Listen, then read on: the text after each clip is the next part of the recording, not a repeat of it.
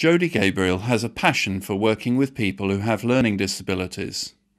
He tells how that passion has changed life for him and his family. I think my encounters with people with learning disabilities have taught me so much, and I think working with people with learning disabilities brings out the best in me, and yeah, I'm passionate about that. The group's called Possability.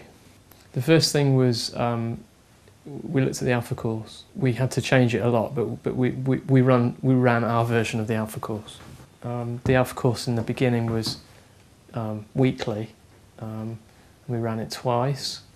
And we could have run it again and again for different people, but decided the main message of the Alpha course was Jesus is my friend. Well, and if we wanted them to really believe that, we had to be that for people.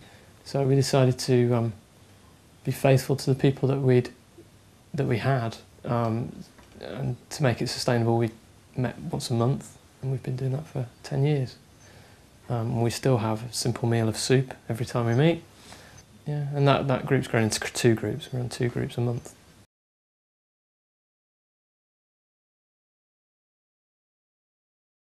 Lift Up is a group of people with learning disabilities who get together to support each other to speak up about things.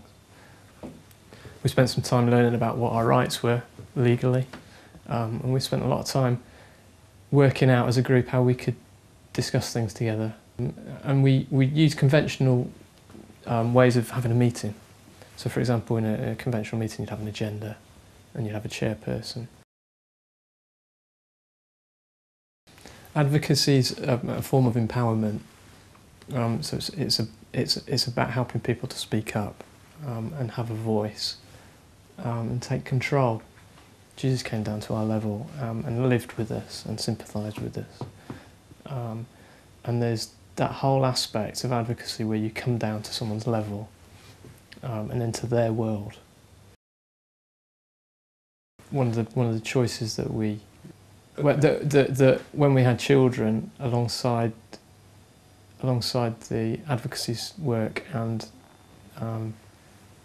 worshipping with people with learning disabilities, we had to make some harsh decisions because of having children and the pressures of it all. And a proper evaluation meant that for us, time and money was the same currency. It was the same thing. So what were we going to do with our time and money? How were we going to get enough money for what we needed? How should we use our time so that we can best follow Jesus?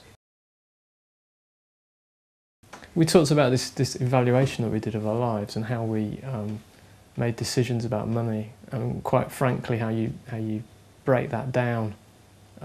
So we actually had spreadsheets up on the wall at church, on the projector, of our income and outgoings. Didn't feel it was a big deal really.